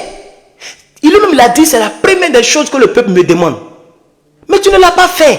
Si tu ne le fais pas, on ne t'a pas envoyé à la présidence pour que tu sois à l'aise, toi et ta famille seulement. Mais quand les gens meurent, sa famille ne meurt pas. Quand on envoie quelqu'un à la présidence et qu'on lui donne tous les moyens pour bien vivre, c'est pour ne pas avoir des problèmes, pour bien réfléchir pour le peuple. C'est pourquoi les gens, nos aïeux, les gens avant, ils ont réfléchi, ils ont dit qu'un président doit avoir tous les moyens humains à sa disposition pour mieux réfléchir. Parce qu'un président, par exemple, moi souvent il parle et puis il dit un nom auquel je ne pense pas. Et les gens m'insultent, il ne me faut pas cadeau. Mais ils ne savent pas ce que je traverse. Je ne peux pas quand même venir vous expliquer mes défis ou même mes problèmes. Je suis un garçon, vous êtes des garçons, vous êtes des humains, je suis des humains. Vous avez de la famille, j'ai de la famille. Je ne vais pas venir ici pour dire, pardonnez, j'ai un problème de $800, ma voiture, le truc est gâté, ou bien telle chose est gâtée, ou bien je n'arrive pas à payer ma maison parce qu'il y a ce qu'on appelle le mortgage. Tu dois payer par mois, c'est pour toi, mais comme tu n'as pas l'argent pas payer ça cash, tu dois payer par mois. Je ne pleure pas ici. On est d'accord? Voilà, donc souvent je peux parler, penser à quelque chose, puis je peux mélanger. Pour ne pas que ça arrive à un président qui a la destinée d'un pays, l'État paye son courant. L'État lui donne une maison qu'on appelle palais présidentiel. L'État lui donne des voitures. L'État lui donne des gardes de corps. Il ne paye rien. Et en plus de cela, on lui donne un budget de souveraineté pour qu'il y ait beaucoup d'argent pour faire ce qu'il a envie de faire. Et en plus de cela, on le paye encore par mois. Vous voyez, quand les gens viennent au pouvoir, les gens pensent qu'on les a envoyés au pouvoir pour s'occuper d'eux seulement. Non! On s'occupe de toi pour que tu t'occupes du peuple dans les décisions que tu dois prendre avec l'Élysée. Pour que tu aies la force à parler en face de Macron. Quand Macron dit uranium, je veux 90%, tu dis comment ça? Vous allez prendre 90%, nous on prend 10%, mais pourquoi? Mon peuple doit manger. Donc tu dois crier aussi sur Macron. Non. Si vous ne nous donnez pas 40%, c'est pas la peine. On va aller chez les Russes. Donc on va 50%, 50%. Sinon on s'en va chez les Russes. Vous voyez le Mali. On va faire comme le Mali. Mais il ne fait pas ça, hein. C'est lui qui vient dire ici, la France n'a pas besoin de l'uranium, mais la France n'a rien à foutre avec notre uranium. Pendant ce temps, il donne des milliers de barils d'uranium à la France, il prend l'argent et puis il mange avec ses collaborateurs. C'est pourquoi il l'a enlevé. C'est pourquoi Dieu est quitté en bas de lui. Et il ne pourra plus jamais revenir au pouvoir. Pouvoir là. En tout cas, ils vont monter, ils vont descendre. Bazoum ne sera plus président de la République de Nigeria jusqu'à sa mort. Il le sait. C'est de ça qu'il s'agit, chers parents. Donc, il faut expliquer les choses. Je pense que cette vidéo, elle va faire mouche sur YouTube. Oui. Elle va faire mouche sur YouTube. Parce que je vais bien faire pour couper les parties, là où je demande les partages, et je vais la laisser. Vous allez voir. Les dignitaires vont regarder pour dire, ouais, il a bien expliqué la situation. J'avais vraiment préparé, mais malheureusement, je ne m'attendais pas à ce nombre-là. Attends, il n'est que 11h ici, et 12h51. Mais ce n'est pas grave. On va poursuivre un peu. On va poursuivre, c'est pas grave. Aujourd'hui, il a fait quand même. Donc voilà ce qu'il dit. C'est lui-même qui le dit. D'abord, que je leur assure la sécurité. C'est la première des choses qu'on me demande. Les gens des villages qui sont victimes de terrorisme ne savent pas qu'il y a des Français ici. Mais si. Vous voyez, lui-même, il casse ses propres papos. Il dit, les gens qui sont au village là, et ils ne connaissent pas le dossier du uranium. Ils ne savent pas qu'on prend uranium. Tout ce qu'ils nous demandent, c'est la sécurité. Mais je vous ai présenté ici le général Tiani lui-même. Le général Tiani. Je vais vous le présenter encore. Il a donné les raisons pour lesquelles ils ont sauté là. Il a donné les 2 raisons. La première raison, comme lui-même l'a dit, d'abord, les gens m'ont mis ici pour que je puisse assurer la sécurité. Parce que les gens qui sont au village et qui sont victimes des terrorismes, ces gens-là ne connaissent pas à faire de l'uranium. France prend l'uranium. Eux, ils veulent la sécurité. Mais c'est ce que Tiani a dit ici. On va réécouter encore. Puisque lui, il a déjà fini. Hein, voilà, il a déjà fini. On va réécouter la partie de Tiani, s'il vous plaît. Si vous me le permettez. Ce jour, 26 juillet 2023, nous, forces de défense et de sécurité, réunis au sein du Conseil national pour la sauvegarde de la patrie, CNSP, avons décidé de mettre fin au régime que vous connaissez.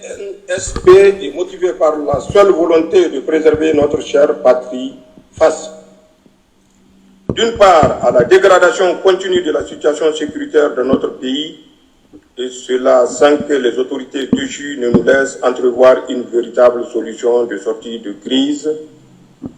D'autre part, la mauvaise gouvernance économique et sociale. C'est clair. Voici le dossier. Donc, d'une part, il y a un problème sécuritaire sans que les autorités nous aident à trouver une solution à ce problème. Ça veut dire, Bazoum, il s'en fout. Les gens meurent, ce n'est pas son problème. Et c'est le corps habillé qui souffre. Et d'autre part, les gens meurent de faim. Ils sont misérables parce qu'ils prennent l'uranium pour déverser ça dans la poche de la France. C'est pourquoi ils l'ont destitué. Point final.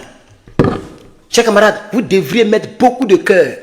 Parce qu'il y a des gens peut-être qui ne comprennent pas le dossier. Je suis en train de les aider à bien comprendre le dossier, chers camarades. Ah oui, ah oui. Alors, lorsqu'on comprend le début, parce que c'est le début du problème que je suis en train de faire. Et comme ça prend beaucoup de temps, je vais sauter un peu. Ouh, on a déjà 54 minutes. Tellement je vais terre à terre. À partir de là, vous allez voir les réactions qui vont courir de partout. On va écouter ceci.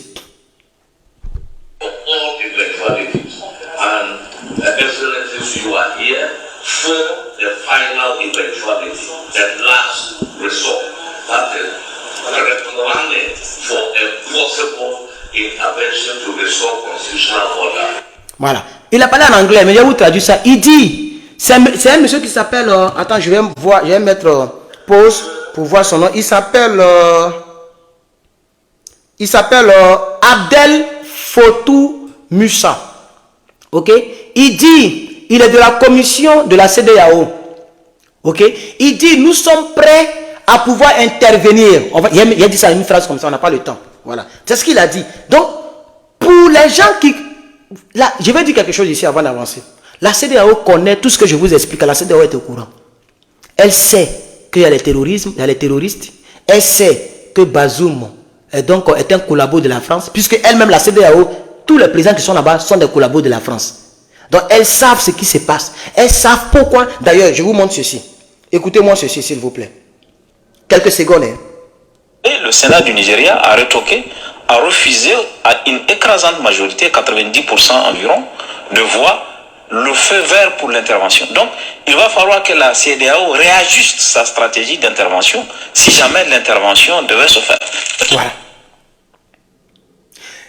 Le président de la CEDEAO était prêt à intervenir. Et les 90% des membres du Sénat ont dit que nous, on ne veut pas d'intervention parce que ça ne nécessite pas une intervention. Donc l'historien dit, c'est un historien, il dit, il faudrait que la CEDEAO puisse revoir sa position. Alors vous allez voir que tout ce qu'il vient, regardez, je vous montre encore une autre vidéo, un autre son, écoutez ceci, ça fait 10 secondes. Des Nations Unies, l'usage de la violence sur la scène internationale revient qu'à l'ONU seulement, ou avec l'autorisation du Conseil de sécurité de l'ONU. Point final.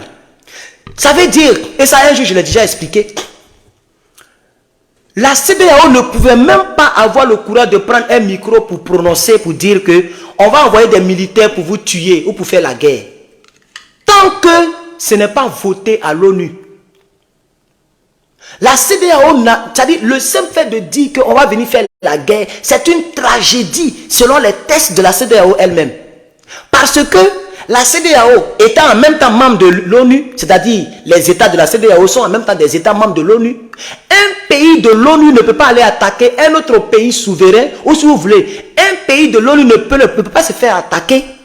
Non, c'est le contraire. Un pays de l'ONU, ou bien une organisation ne peut pas aller attaquer un pays sans que cela ne soit voté à l'unanimité par le Conseil de sécurité de l'ONU. C'est-à-dire, tout le monde doit être d'accord. S'il y a un droit de veto, ça ne doit pas passer. La CEDEAO n'a pas tenu compte de ça. Ils n'ont même pas demandé l'avis même de l'ONU. Ils n'ont même pas demandé que le Conseil de sécurité se réunisse. Parce que la CEDEAO, son problème, ce n'est pas de suivre les normes. Ce n'est pas de regarder les tests. La CEDEAO veut simplement mettre Bazoum, parce que si Bazoum n'est pas là, je veux dire, donc, les intérêts de la France sont vraiment menacés dans le Sahel et dans la région. Donc, c'est la France qui met la pression à la CEDEAO. Vous voyez? Parce que la CEDEAO est une marionnette de la France, chers camarades. Chers camarades. Un autre élément, comme je suis déjà très loin, on va aller très rapidement. Je vais faire rapidement. Écoutez ce monsieur que vous avez sûrement déjà écouté. Il fallait d'abord que la CEDEAO n'emploie pas le mot usage de la force de l'ennemi. 5 ans. Je rappelle ici, devant vous, que la première organisation qui s'occupe de la paix et de la stabilité du monde, c'est les Nations Unies à travers le Conseil de sécurité. Vous voyez, non? Qui opère d'abord sous le chapitre 6, c'est-à-dire le chapitre de la diplomatie, l'envoi des émissaires et des avertissements, envoie des envoyés spéciaux. Quand cela ne marche pas, on monte d'un cran en mettant le pays sous embargo. Si cela ne marche pas, en dernier ressort, on fait appel au chapitre 7. Le chapitre 7, c'est la limite, parce que c'est personnellement qu'on utilise la force. Mais ici, la CEDEAO a disposé le chapitre 7, la force, l'usage de la force n'est pas exclu. Je vous parle, non pas envers cette fois-ci, non pas. Voilà. Donc lui là, c'est un ancien premier ministre de la Guinée et il a été un homme de la CEDEAO. Il a travaillé à la CEDEAO. Il connaît les tests de la CEDEAO. L'option militaire ne devait qu'être donc prononcée en dernier ressort. Mais la CEDEAO a fait le contraire. Parce que l'enjeu au Niger est tellement grand que la France et tous ces gens qui disent qu'ils ont les PhD, les doctorats en économie, ils ont oublié de suivre donc je vais dire le chronogramme de les tests. Ils ont sauté l'étape de la négociation, l'étape des investissements, des investigations, l'étape, tout cela. Et ils sont partis directement pour menacer le même 26. Ils ont fait des communiqués de partout. Macron est sorti ici. Eux tous, ils ont fait des menaces. Vous comprenez maintenant, non? Pourquoi? Ce qu'ils n'ont pas pu faire au Mali, ils n'ont pas fait au Burkina. Mais au Niger, ils sont passés directement à l'option militaire. Parce que leur patron, la France, Macroni, a mis la pression et il met la pression. Chers camarades, voici le vrai dossier. Donc ne voyez pas la CEDEAO qui est là pour dire Dramane Ouattara Sénégal, non. Voyez derrière la CEDEAO quelqu'un qui les chicote comme des bergers pour prendre un chemin qu'ils ne veulent pas prendre. Pour les orienter où ils ne veulent pas aller. Vous comprenez? Donc nous autres là, en attaquant les Dramane, en combattant la CEDEAO, c'est la France que nous combattons. En destituant M. Bazoum du pouvoir, c'est la France que nous destituons comme ça, sans que les gens ne le sachent. Mais c'est la France que nous avons destituée, ce n'est pas Bazoum lui-même. Si les gens attaquent et que les militaires mettent une balle dans la tête de Bazoum, c'est la France qu'ils vont voir qui est là comme ça. Donc tous les collabos qui aient de la peau noire, aussi longtemps que ces personnes soutiennent le contraire de ce que soutient le peuple, ils auront toujours des gens en face de lui, en face d'eux, pour les empêcher d'évoluer, chers camarades. Vous comprenez? Donc voici le problème qui est là, chers camarades. J'espère que cette fois-ci, YouTube ne va pas me dire encore que c'est pas truc, parce qu'ils n'aiment pas quand tu emploies certains mots. Vous comprenez, chers camarades? On va avancer. CEDEAO a déjà fait des interventions militaires. Il y en a eu en Gambie en 2017, mais parce que le président qui a été battu aux élections, Yahya Jammeh, refusait de quitter le pouvoir. Il y a eu cette pression par la force pour qu'il s'en aille. Il y a eu des interventions en Guinée-Bissau pour le maintien de l'ordre, pour le maintien de la paix. C'est la première fois que la CEDEAO intervient dans un cas de coup d'État. Et je pense qu'il faut le comprendre aussi dans le contexte régional. La CEDEAO n'a pas été capable d'imposer un rapport de force à l'armée malienne, elle n'a pas été capable d'imposer un rapport de force à l'armée guinéenne, elle n'a pas été capable d'imposer à l'armée Burkina Faso. Voilà. Avant de passer à M. Patrice Talon, la partie je n'ai pas bien enregistré, c'est coupé. Mais le monsieur a continué pour dire, il faut comprendre. Et moi je comprends la CEDEAO. Ah oui, parce que ça fait honte. C'est pourquoi j'ai dit hier et j'ai dit encore ce matin, n'affirmez pas des choses que vous ne pouvez pas faire. Et ne comptez pas sur la France, parce que la France ne peut pas toucher le Niger. Si la France touche le Niger, la guerre mondiale a commencé comme ça. Parce que Russie va réagir. Et c'est ce qui a trompé le vieux d'Abidjan, M. Alassane Ouattara.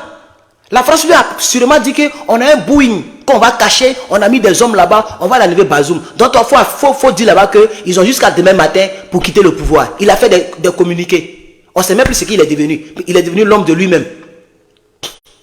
Il n'y a rien eu au Niger.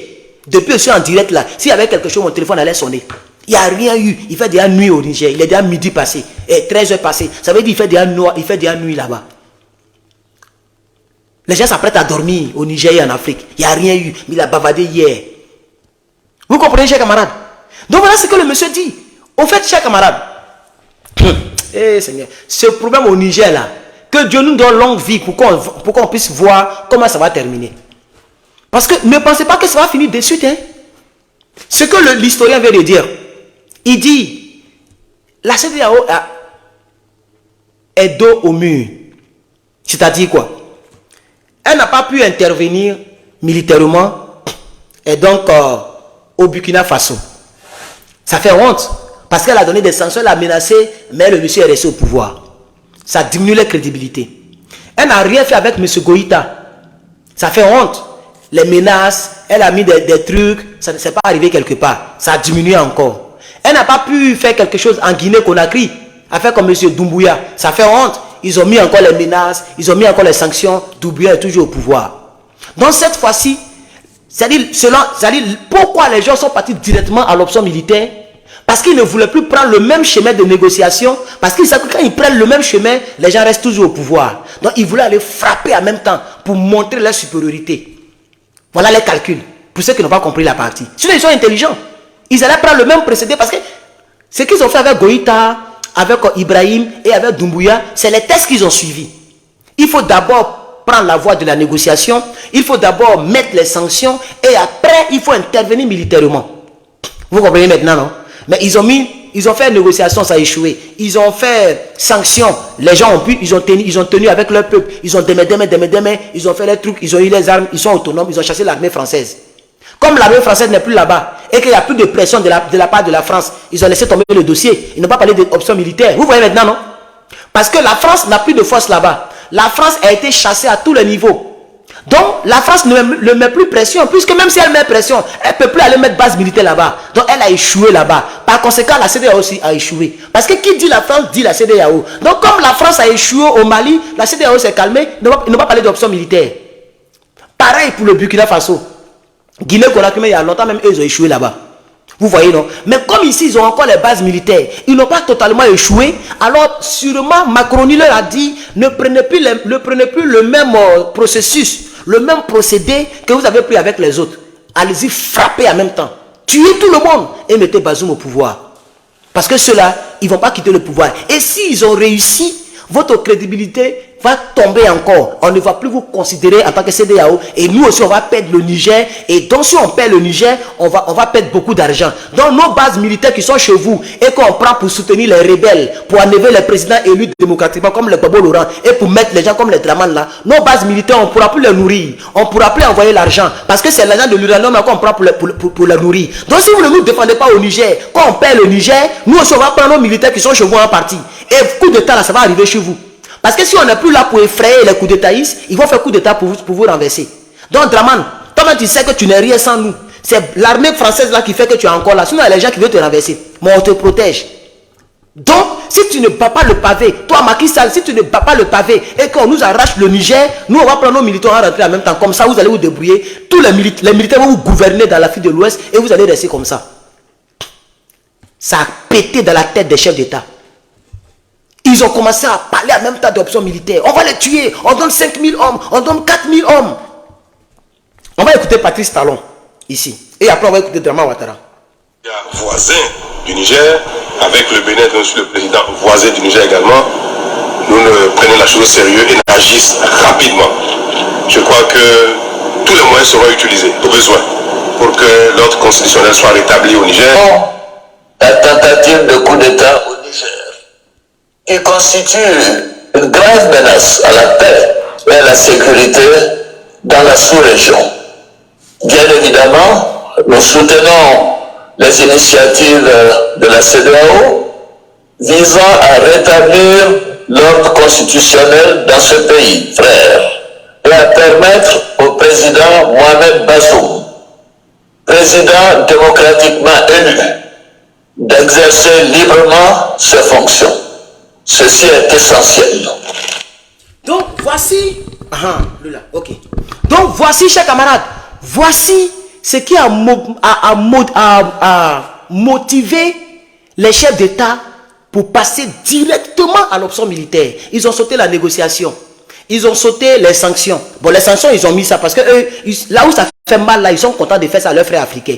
Donc, ils ont sauté les négociations, ils ont mis sanctions, ils ont fermé les frontières. Le peuple souffre déjà. Et ils ont parlé en même temps de l'option militaire. Vous voyez maintenant, non?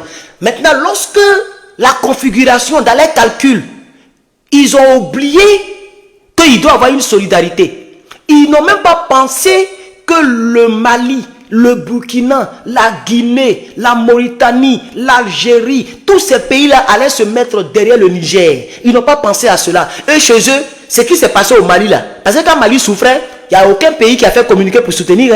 Mali s'est débrouillé pour avoir son indépendance. Le Burkina Faso s'est débrouillé pour avoir son indépendance.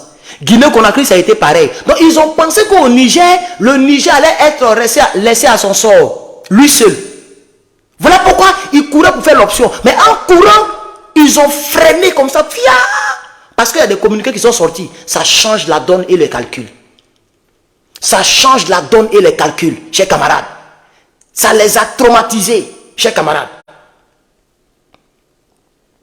Ça les a traumatisés. Je n'ai pas gardé le communiqué. Je voulais vous montrer voilà, j'ai pris cette partie-là. 21 secondes.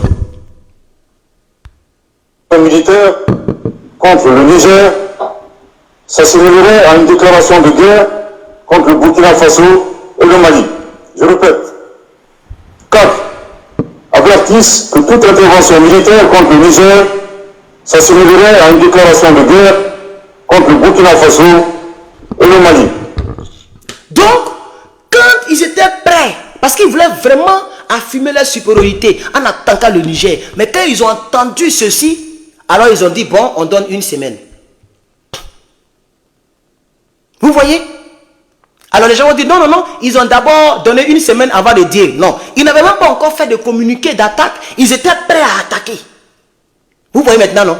Maintenant, quand les gens ont dit, bon, nous on va attaquer l'option militaire sur la table, c'est déjà prêt, on s'est déjà réunis, on va attaquer. Et que 2 jours plus tard, les gens ont fait le communiqué, ils ont dit, bon, dans une semaine, ils ont une semaine pour partir. C'est là maintenant, ils ont donné un long délai. Pour qu'ils puissent avoir le temps de réfléchir encore, parce que le dossier est devenu très lourd. Puisqu'ils savent que, qui dit le Burkina, qui dit le Mali, dit la Russie. Donc ils ont freiné, ils ont commencé à réfléchir. Ils ont parlé d'une semaine. Parce que vous vous rappelez très bien, quand Macron est venu dénoncer, et que les Dramane ont parlé, ils n'ont pas donné une semaine. Hein. Ils ont dit qu'on a déjà l'option militaire sur la table, mais on va se réunir pour voir dans quelle mesure on va les frapper. Et ils ont dit qu'on ne va pas donner le temps. Il y a un anglais qui appelle ça. We're gonna strike. We're gonna strike. Il dit on va frapper. Mais on ne va pas leur dire quand on va frapper et comment on va frapper. Donc les gens voulaient les prendre par surprise. Sans donner de date, sans donner d'ultimatum. C'est lorsque les communiqués joints sont sortis qu'ils ont donné maintenant une semaine d'ultimatum. Parce qu'ils ne peuvent plus aller attaquer comme ça. Puisqu'il y a une déclaration de guerre qui a été prononcée. Alors le dossier devient bizarre. Vous comprenez, chers camarades? Le dossier devient très bizarre. Écoutez ceci. Parce que quand vous estimez qu'il y a eu un coup d'État dans un milieu, et puis on vient, on dit on suspend le pays. Si vous avez suspendu le pays, ça veut dire que toutes les aides ont été coupées. Et vous devenez évaluer. On vient évaluer quoi? Qu'est-ce qu'on a coupé pour que vous mourrez?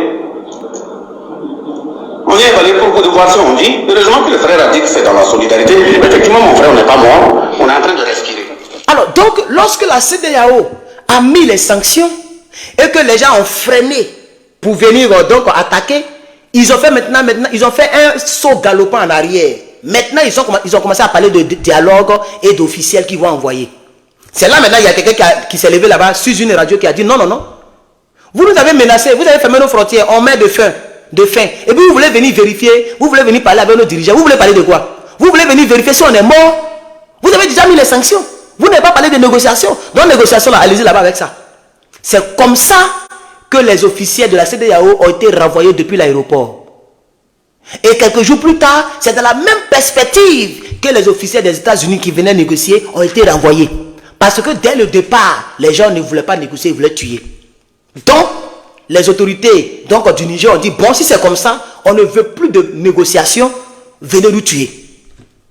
Or, ils ne peuvent plus aller tuer. Parce que la situation est gâtée. Tout a changé. On parle maintenant d'alliance. Pendant ce temps, Erdogan est sorti. Je n'ai pas pu prendre la vidéo, mais vous vous rappelez de la vidéo. Erdogan est sorti et il a donné une culture générale. C'est-à-dire une culture historique. Il a dit ce qui est arrivé au Rwanda, ce qui est arrivé en Libye, ce qui est arrivé à la Côte d'Ivoire. Il dit, le coup d'État là, c'est la résultante de ce qui est arrivé dans ces pays-là. Les gens ne veulent plus de la France. Parce que cette France-là appauvrit ces peuples-là et soutiennent les ennemis de ces peuples-là. Il a donné un tel discours. J'ai même fait direct là-dessus. Où il parlait dans sa langue et les gens ont traduit en français. Erdogan a parlé de cela. Ce qui veut dire Erdogan est d'accord et est avec les putschistes, comme on les appelle, avec les autorités. Donc si la guerre devient trop internationale, Erdogan est capable d'agir. Or, qui dit Erdogan, c'est une puissance militaire mondiale. Hein? Vous voyez maintenant, non? Et il y a l'Algérie qui a fait un signe. Donc, ce n'est pas seulement Doumbouya, ce n'est pas seulement, je veux dire, Goïta et Ibrahim. Il y a maintenant la Mauritanie qui a parlé aussi. Il y a l'Algérie, il y a la Turquie, il y a la Russie. Et qui dit Russie parle de tout BRICS, c'est-à-dire la Chine, Corée du Nord. C'est-à-dire, l'affaire là va un peu très loin. Quand les Américains ont vu ça, ils ont dit, Atia, on n'a qu'à rentrer à la maison. Ils n'ont pas cassé nos ambassades, ils n'ont pas cassé nos aéroports, nos avions, nos bases militaires, nous on rentre. Donc, dans ces 2-3 jours-là, les Américains ne parlaient plus trop. Vous voyez, ils ont même dit qu'on a envoyé des gens pour négocier. Vous comprenez? Parce que l'affaire est arrivée très loin. Chers camarades. Donc, voici comment s'est déroulé le problème de la CEDEAO. Voici comment s'est déroulé le problème de la CEDEAO. Et pendant ce temps, dans les pays membres qui sont zélés pour aller attaquer la CEDEAO, au sein de ces pays, il y a l'Assemblée nationale qui n'est pas d'accord. On va aller au Sénégal un peu, quelques secondes. L'action contre le peuple du Niger risque d'amener ce pays-là et ce peuple à se liguer avec le régime actuel contre les autres peuples de la sous-région et amener une situation qui peut ne pas être favorable pour l'entente entre les peuples de la sous-région. Mais au-delà, elle risque de renforcer la rébellion à contrario. Parce que cette série extrêmement dure de sanctions va priver l'État du Niger de ses moyens de riposte face à la rébellion. Mais je voudrais également dire que notre adhésion à la CEDEAO, qui s'est faite sans que le peuple ait été consulté à travers un référendum, ne signifie pas un blanc-seing accordé à des chefs d'État, à un syndicat de chefs d'État, pour décider d'amener une des guerres qui risque d'être les plus meurtrières dans la sous-région. Merci. Vous comprenez le dossier? Donc, Macky Sall, pendant qu'il est zélé pour envoyer les troupes, son Assemblée nationale n'est pas d'accord. Les députés commencent à crier leur ras-le-bol. Les gens commencent à voir le danger que ça peut créer au Sénégal. Les gens commencent à comprendre que ça peut dégénérer. Et que ça peut faire souffrir les deux nations, c'est-à-dire le Sénégal et le Niger. Et pendant ce temps, dans le pays de celui qui est président de la CEDEAO, là-bas ça grogne. Les sénateurs sont en train de grogner. Les lobbies, ces ministres, ces députés, ces sénateurs, ces gouverneurs. Et l'affaire est devenue bizarre entre les mains de la CEDEAO. Alors, pour essuyer la honte, toute bu, parce qu'ils ont parlé pour rien, le dimanche au 6 est passé. On est passé au dimanche au 7. Il n'y a rien eu. Pour essuyer la honte, ils sont allés faire encore une deuxième réunion. Sommet extraordinaire de la CEDEAO. Et c'est là maintenant, hier ils ont dit, on active l'armée. Donc là, on fait ceci, on fait cela. Draman a parlé, ils ont dit, ils ont jusqu'à demain pour partir. Nous sommes là aujourd'hui, il n'y a rien eu aujourd'hui et vendredi. Chers camarades, voici un peu mon exposé qui n'a pas été trop inspiré, parce que je ne vois pas assez. J'invite, là vous êtes 1000. En tout cas, moi je vois 1000 ici à Tchomé. Je ne sais pas comment vous êtes, mais vous êtes 1000. Ah, c'est tombé à 900 et quelques. Voilà. Donc, mais 900 et quelques, c'est beaucoup de personnes. Je vous remercie, vous qui êtes là. Et je pense que vous avez beaucoup partagé. Peut-être que je vais voir 1000 abonnés, 1000 partages. Si c'est le cas, ça me fait beaucoup plaisir. Demain, je vais venir pour chauffer encore le coin avec Draman Ouattara. Je ne l'ai pas oublié. Donc, chers camarades, voici un peu ce qui se passe et ce qui s'est passé. Vous comprenez? On va écouter ici un seul gars, un seul Nigérien que j'ai pris ici très rapidement. Les chars, tout le monde a vu les drones qu'ils ont. Mais leurs drones ne voient pas les terroristes. Voilà. Voilà le problème. Voici pourquoi les Nigériens sont derrière les putschistes. Sont derrière les nouvelles autorités, pardon. Pourquoi? Parce que les gens ont compris que l'armée française, ils ont des drones. Mais les drones là, eux, ils ne voient pas les djihadistes. Les drones là voient seulement leur uranium et puis les mines. Et puis leur or. Écoutez. Les drones qu'ils ont, mais leurs drones ne voient pas les terroristes. Donc on n'a pas vu à quoi ça sert de venir rester dans notre pays. Merci. C'est pourquoi les gens ne veulent pas de Bazoum. Parce que Bazoum, lui, il est là pour protéger l'armée française et protéger la présence française là. Or, le peuple ne veut pas la présence française parce que le peuple souffre du terrorisme. Mais l'armée française ne fait rien contre le terrorisme. C'est eux-mêmes qui protègent les terroristes. La preuve, ils ont envoyé un avion le 9. Le 9, c'est ça, non? Ils ont envoyé un avion rempli de terrorisme pour aller bombarder une garde nationale du Niger. Ça prouve que, au lieu d'être même contre les terroristes, ils étaient avec eux. Ça prouve aussi l'accusation qui leur avait été portée de la part du Mali. Quand le Mali a dit que c'est la France qui approvisionne les terroristes au Sahel. Vous comprenez? Ils sont rentrés en contact avec un ancien rebelle Touareg. Ils ont même fait une petite émission pour balancer sur France 24. À quel moment ils sont rentrés en contact avec lui? Ils le connaissaient où? Ça veut dire qu'il y a longtemps que les gens approchaient ces gens-là. Au cas où leur intérêt est menacé, ils vont envoyer les terroristes pour les tuer. Mais ils n'ont pas compris que tous les militaires du Niger allaient être soudés main dans la main. Ils se sont dit qu'ils allaient les acheter comme ils ont fait dans le cas de la France, au temps des Gbagbo. Donc c'est tout ce calcul-là qui s'est mélangé dans leur cerveau. C'est pourquoi les Draman Ouattara deviennent toc-toc, les gens deviennent bizarres, parce que ça ne réfléchit plus bien, ils sont mélangés. Tout est mélangé de leur cas, dans leur camp. Et c'est la délivrance totale de l'Afrique. Et cette guerre, comme je l'ai dit, on va la gagner. On va poursuivre avec le frère. Il a ramené un peu même. À quoi ça sert de venir rester dans notre pays? On est aussi libre de chercher des alliés qui est fiable, qui traitent égal avec notre pays. La France ne peut pas traiter égal avec notre pays parce que ça fait 60 et quelques ans qu'ils exploitent l'uranium dans notre pays. Même hier, on a dormi dans les coupures. Et chez eux là-bas, ils ne connaissent pas la coupure. Mais si, c'est ça le vrai problème. Ils veulent prendre l'uranium. Ils ont des centrales nucléaires, ils équipent les maisons, ils ont des chauffages. Là-bas, il fait froid tout le temps, hein, mais ils arrivent à avoir des chauffages. Vous n'allez jamais voir un Français qui va se plaindre parce que sa maison n'est pas chauffée. Parce qu'ils ont de l'électricité à gogo. On ne coupe pas courant là-bas comme ça.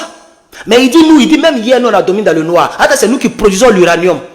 Et c'est l'uranium qui fait fonctionner les centrales nucléaires dans le monde. Et nous en sommes la quatrième puissance mondiale. Alors le frère dit, nous on a dormi dans le noir et ils ne dorment pas dans le noir. Ils ont des drones, leurs drones ne voient pas les terroristes. Et nous on souffre, on ne veut plus de leur présence. Mais c'est pas fini, il y a une maman qui va parler. Contre Macron et son gouvernement. En France, même il y a des conseils qui nous soutiennent. Nous ne voulons pas les bases militaires françaises sur notre territoire. Merci. Voici tout ce que le peuple demande. Nous ne voulons pas les bases militaires sur notre territoire. Pourquoi? Parce que si la France les aidait, si la France tuait les terroristes, si la France les aidait à avoir une sécurité, mais qui va chasser, qui va changer l'équipe qui gagne, s'il vous plaît? Qui va changer l'équipe qui gagne? Personne ne change l'équipe qui gagne. Quand on te change, c'est parce que tu es un perdant. Vous voyez? C'est clair. Il y a des terroristes au Niger, hein, et il y a 1500 militaires d'élite français. Et les Noirs, comme ils sont bêtes, ils vont les chasser. Oh, ces 1500 là peuvent les aider. Non, ça veut dire les 1500 là ne les aident pas. Les 1500 là entretiennent au contraire les terroristes. Ils leur donnent des armes et des équipements pour aller tuer la population, pour aller tuer les militaires de la population. Et le peuple souffre. C'est pourquoi ils préfèrent être seuls avec les djihadistes que d'être avec l'armée française et puis les djihadistes sont là. Il est mieux d'être seul que d'être mal accompagné. Je pense que cet adage, nous le connaissons tous. Donc, les Nigériens veulent être seuls avec les djihadistes pour combattre avec eux seuls. Comme ça, ils savent qu'ils n'ont pas quelqu'un sur qui compter. Au lieu d'avoir une base militaire qui ne fout rien et qui donne même des munitions à nos ennemis. Donc, il faut que la France comprenne que nous ne sommes plus au temps colonial. On comprend bien. Je vous ai dit que ce direct, il va durer. Je vous ai dit que le direct, il va durer. Hein, je vous ai prévenu. Alors, on va aller maintenant à l'eau profonde. Je vais vous montrer un doyen qui ne s'amuse pas. Écoutez très bien. Au nom de l'intérêt général partagé avec... Oh, écoutez, hein, là c'est lui qui a parlé, et puis on va couper le lac. Admirez un peu, admirez le monsieur. Au nom de l'intérêt partagé avec la Chine, au nom de l'intérêt partagé avec les autres, l'intérêt africain aujourd'hui peut être concilié avec l'intérêt d'autres plus puissants que la France. Oui, ça c'est vrai. Parce que c'est une question de défense d'intérêt commun. Oui. Aujourd'hui, le Mali, le Niger, nous savons avec qui nous avons des intérêts communs. De la même manière, la France sait avec qui elle a des intérêts communs. Elle pense qu'elle a un peuple africain, comme elle a l'habitude de le faire, un peuple africain isolé, totalement en autarcie, qu'on peut menacer. Non, ce n'est pas le cas. Aujourd'hui, nous avons la plénitude de notre politique, de notre diplomatie et de notre coopération bilatérale et multilatérale. Donc la France doit comprendre qu'on ne peut pas nous faire chanter. Si elle pense qu'elle a des avions, nous en avons. Si elle pense qu'elle a des choses que nous n'avons pas, nous avons assez d'intelligence. Je vais expliquer la partie là un peu. Si la France pense qu'elle a des avions, nous avons aussi des avions. Si elle pense qu'elle a des armes que nous n'avons pas, nous avons assez d'intelligence pour pouvoir aussi en avoir. Ou bien rentrer en relation avec les gens qui les ont pour les inquiéter. L'Afrique est debout. L'Afrique a décidé d'en découdre avec la France. Depuis le Burkina Faso, la Côte d'Ivoire, pas la Côte d'Ivoire de Draman, la Côte d'Ivoire d'Herman, les gens qui pensent comme Herman. Depuis la Côte d'Ivoire, le Burkina Faso, le Mali, la Mauritanie, l'Algérie, le Bénin, le Togo, il y a des Africains qui sont d'accord avec ce que le monsieur dit. On doit être capable de faire ce que Goïta a fait. Tu nous empêches d'avoir tes visas, nous on t'empêche d'avoir les visas maliens. Tu fermes l'aviation, nous on te donne aussi. Ils ont fermé l'aviation pour 3 jours, du 7 au 11, pour 4 jours. Mais Goïta, il a fermé pendant des mois. C'est jusqu'en 2024 que Air France va fonctionner encore. Il a fermé pour tout l'été. C'est ça le sens de notre combat. Initiative et de courage pour concilier nos intérêts avec les intérêts des autres. Alors, regarde à la France, si tu as des moyens, nous allons amener des ogives nucléaires de la Russie là pour te botter. Voilà. C'est clair. Il dit si tu as les moyens, nous allons aller prendre les ogives nucléaires de la Russie pour te botter. Pour t'inquiéter, pour te botter aussi. Nous, on n'a pas les ogives nucléaires. Mais on va aller prendre ça avec la Russie. On va leur donner ce qu'ils veulent. On va faire les marchés. Si c'est pour te Bambougou là, on est obligé, on va faire des contrats avec la Russie. Ils vont nous donner des ogives nucléaires et nous on va te botter aussi. Donc il faut que la France comprenne que là où on est arrivé là, on est presque même chose comme eux. Il faut que la France le comprenne. Ils ont des pilotes, on a des pilotes. Ils ont des ingénieurs, on a des ingénieurs. Ils ont des professeurs, on a des professeurs. Ils ont leur pays, on a notre pays. Ils ont leur présidence, on a notre présidence. Ils ont leurs tests, leurs lois, on a nos tests, nos lois. Ils ont leur Assemblée nationale, on a notre parlement. Il y a quoi? C'est eux qui nous nourrissent. Est-ce que ce sont eux qui nous nourrissent? Ce n'est pas eux qui nous donnent à manger. Donc, qu'ils restent chez eux, nous, on va rester chez nous. Est-ce que c'est palable, chers camarades? C'est pas palable. On va continuer. Les ogives nucléaires au nom de l'intérêt général partagé avec la Russie, au nom de l'intérêt partagé avec la Chine, au nom de l'intérêt partagé avec les autres, tout ce que nous avons, nous allons l'avoir avec eux parce que tout simplement, ils ont intérêt avec nous et nous avons intérêt avec eux et c'est sincère. C'est tout. La France n'a pas compris ça. Si nous, on est derrière Poutine, c'est parce qu'on sait qu'on a des intérêts avec lui. Il va nous aider à être armés et à être indépendants militairement. Si la Russie est avec nous, c'est parce qu'elle veut avoir la même mise sur certains pays de l'Afrique. Elle veut mettre peut-être ses bases militaires ou bien elle veut exploiter aussi le sous-sol du Niger pour prendre aussi l'uranium. Parce qu'en termes de production d'uranium, le Niger dépasse la Russie. La Russie est 7e puissance, le Niger est 4e puissance. Donc, la Russie a des intérêts avec le Niger a des intérêts avec la Russie et c'est sincère. C'est mutuel, c'est sincère et c'est le business. Or, toi, tu nous vois toujours comme des colonisés. Tu nous vois toujours comme des Noirs avec lesquels on peut prendre le miroir pour les blaguer. Ils nous voient comme des bêtes, comme des Tarzans dans la brousse. Il ne sait pas qu'aujourd'hui, il y a des Noirs qui fabriquent téléphones, smartphones. C'est fabriqué au Togo. Il y a des pays africains où on fabrique voitures. Il y a des pays africains où on fabrique armes. Lui, il ne sait pas s'ils ne sont pas au courant de ça. Voilà. Donc on va continuer avec le doyen. Qui est différent de la collaboration avec la France où il n'y a pas de sincérité, il n'y a pas d'intérêt partagé, il n'y a pas de coopération gagnant-gagnant. Il faut que la France... C'est pourquoi on ne veut plus de la France. Parce qu'il n'y a pas de gagnant. C'est eux seuls qui gagnent, nous on ne gagne pas. Donc on préfère faire alliance avec celui qui gagne et puis nous aussi on gagne. Oh. Comprenez ça, on ne peut plus nous intimider. Ce que vous avez pour nous attaquer, si nous en avons, on a l'intelligence et les moyens d'échange et de discussion pour nous l'approprier en moins de 48 heures. Claire. Donc gare à la France si elle fait le jeu d'engager une guerre contre le Niger. Elle aura déclaré une 3e guerre mondiale à laquelle elle sera la plus grande perdante. Parce que le soutien dont elle a bénéficié par les passés, par les Africains, il ne sera plus là au rendez-vous.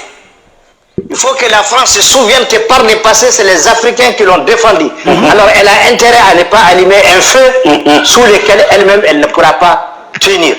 Parce qu'elle n'aura pas les bras valides, les mains fortes des Africains. La France les aura pris. C'est cool, c'est clair. Les Sénégalais tirailleurs. Vous pensez que tous les Sénégalais sont d'accord avec ce qui se passe? C'est parce que leur président est un collabo. C'est pourquoi ils ne parlent pas. Sinon, regardez comment ils sont en train de se battre pour Sonko. Il y a des gens qui sont morts pour Sonko. Attends, Sonko, c'est un homme qui est un peu patriotique. Je dis bien un peu parce que je connais un peu son dossier. Il n'est pas trop Russie. Attends, un président qui n'est pas trop Russie n'arrange pas trop l'Afrique. On veut des Russiens. On continue ici. Pour nous-mêmes, les ogives des autres seront les nôtres. Claire. Au nom de l'intérêt général. Alors que la France se calme un peu, qu'elle soit plus sage, que Macron se ressaisisse, qu'il soit ce qu'il est. La française qui est au bout du gouffre. Nous suivons des amis français aujourd'hui qui dénoncent tous les jours cette politique cavalière, aventuriste, de Macron et des multinationales au nom desquelles ils parlent et qui l'ont placé là-bas. Il est temps qu'ils se ressaisissent. L'autre aspect de la guerre de la menace sur le Niger, c'est malheureux, c'est le comportement de certains de nos frères africains, certains chefs d'État africains. Oui. J'ai vu le Sénégal, Madame la ministre sénégalaise, je crois qu'elle est même jumelle à la ministre française. Est-ce qu'ils n'ont pas les mêmes parents? Parce que quand elle parle, j'ai l'impression qu'elle n'est pas africaine. Je crois qu'elle est jumelle avec la ministre française, un parent commun quelque part. Ça reste à voir. En tout cas, son comportement ne dit pas qu'elle est africaine ou sénégalaise. Quand je la vois dire aujourd'hui qu'elle justifie, elle donne des arguments pour justifier une agression sur le Niger, je rentre. Je rentre à sa place. Parce qu'elle doit se regarder, moi je l'appelle comme ça, la ministre sénégalaise, ou comme j'ai appelé d'autres, je l'appelle à se regarder dans le miroir et à répéter les propos méchants qu'elle a tenus contre le Niger. Elle se posait une question, qui elle va attaquer? Elle va attaquer un Nigérien dont le sang coule dans ses veines? Un Africain dont le sang coule dans ses veines? Mais quelle lâcheté, quelle ingratitude. Je l'invite à regarder dans le miroir et à penser ça. Merci. Alors, la vidéo est très intéressante, mais je vois que le live il est très long. 1h31, je vais sursoir à ce direct. Je vais donc stopper le direct. Je n'ai pas pu avoir le nombre de partages que j'espérais, mais j'ai eu beaucoup de partages. Vraiment 700 et quelques partages, c'est beaucoup. Je remercie toutes les personnes qui ont partagé. Je remercie toutes les personnes qui ont été dans ce direct. Et on ne sait jamais, hein, s'il y a des nouvelles, je pourrais faire encore un autre direct. Dans le cas contraire, je vous dirai à demain. Merci aux personnes qui pompent le cœur actuellement, parce que ça fait plaisir. Merci aux personnes qui ont pu réunir 500 étoiles pour moi, qui fait $5. Merci beaucoup. Merci à toutes les personnes qui sont abonnées. Merci donc à M. Goïta, au président Goïta, au président, donc je vais saluer au président Traoré, au président donc Aboudraman. Merci à toutes ces personnes. Que Dieu vous bénisse, que sa grâce soit avec vous, que Dieu bénisse les personnes qui ont partagé. Vraiment que Dieu vous bénisse, que Dieu vous donne longue vie. Toutes les personnes qui ont regardé ce direct, pendant que je suis là, j'ai même pas encore mangé, je suis fatigué, je me bats. Toutes les personnes qui ont regardé le direct et qui n'en ont pas partagé, vous n'avez pas mes bénédictions, vous n'avez pas mes salutations. Et quittez mon live, quittez ma page. Parce que quand je vais finir, je vais regarder toutes les personnes qui ont commenté et je vais fouiller. Parce que quand tu partages là, on met une flèche, on met un truc, on sait qui a partagé, qui n'a pas partagé. Tous ceux qui ont regardé mon direct, qui n'ont pas partagé, je vais tous vous bloquer. Pour ce direct seulement, je vais le faire. Donc si tu sais que tu n'as pas partagé, d'ici à ce que je coupe ou à ce que je reprenne pour rentrer dans le direct, il faut partager, je vais vous bloquer. Parce que ça prouve que vous n'êtes pas d'accord pour le combat que nous menons. Et je ne veux pas avoir un grand nombre sur ma page pendant qu'il y a des personnes qui ne sont pas d'accord. Voilà. Si tu as cliqué dans le direct, je saurai si tu as regardé, si tu as partagé, si tu n'as pas partagé. Si tu as commenté, je saurai si tu as partagé, si tu n'as pas partagé. Tous ceux qui n'ont pas partagé, c'est en janvier, on va se revoir. Merci à ceux qui ont partagé, parce que j'avais prévu de punir les personnes qui ne vont pas partager ce direct. Et je vais vous punir. Vous pouvez regarder, hein, mais vous n'aurez plus la possibilité. Vous n'aurez plus la possibilité de commenter, ni de liker, jusqu'au 1er janvier 2024. Donc je vais faire ça. Seulement pour ce direct. Les autres directs, je m'en fous. Mais seulement pour ce direct, où j'ai demandé pardon. Tous ceux qui n'ont pas partagé, je vais vous bloquer. Que Dieu bénisse tous ceux qui ont partagé. Merci beaucoup d'avoir partagé. Que Dieu vous bénisse. Je vous reconnaîtrai parce que l'internet ne ment pas. Blanc ne ment pas. Si tu as partagé, est-ce que vous voyez, vous savez que quand il y a un commentaire, je peux savoir qui a partagé, qui est abonné, qui n'est pas abonné. Il y a vous démontrer. Ceux qui sont là, il y a vous démontrer. Pour que vous puissiez savoir que ce n'est pas du jeu. Et c'est avec ça que je vais terminer le live. Regardez, je rentre dans le live comme ça. Hein. Voilà, je rentre dans le live. Je vais vous demander quelque chose. Je vais rentrer dans le live. Voilà. Voilà. Regardez bien. Lui là, il a partagé. Regardez ici là. Oh, est-ce que vous voyez? Où est la caméra là? Voilà, vous voyez non? Dans nos Zoku. Vous voyez non? Ils ont mis sa photo, ils ont mis flèche. Il a partagé. Voilà. Ceux-là n'ont pas partagé. Tous ceux-là n'ont pas partagé. Voilà. Vous voyez? Donc, je sais qui a partagé, qui n'a pas partagé. Je sais qui a partagé, qui n'a pas partagé. Que Dieu vous bénisse. À bientôt.